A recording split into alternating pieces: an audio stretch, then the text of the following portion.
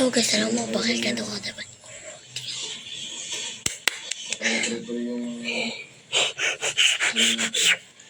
Training reveal.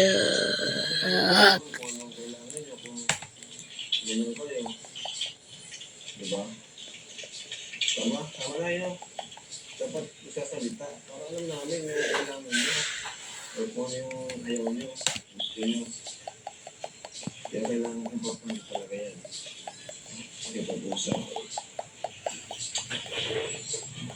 Hindi ko pa ngayon ng pangingin ko nyo. Di ba? Kumakiroon nagmamaroon. Wala pa rin ang pamago. Magaling pa rin tayo. So yung mga kalimutan natin groceries. Tapos yan bigas. Nay, 1, 2, 3, 4, 5,000 po mula sa atin. Ano po mga kalinga po, tuloy pa rin po supportan nyo kahit ganito po. Meron po tayong hinaharap na challenge sa family niya. Pero salamat pa rin po kasi pinapanood niyo po dahil yun po ay nakakabit.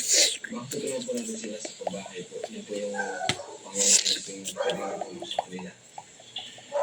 Kasi yung pag-aaral nila, sabi nila yung kailangan talaga mabago para makapag-aaral sila. Hindi sila dapat mangingiya. Kaya 5,000 po para sa inyo po. Pambili niyo po ang mga kailangan kasi lalo pa yung talagang trabaho. Ikiya na lang kayo dito. Ikiya na lang kayo dito. Wala pa sa kanila, no?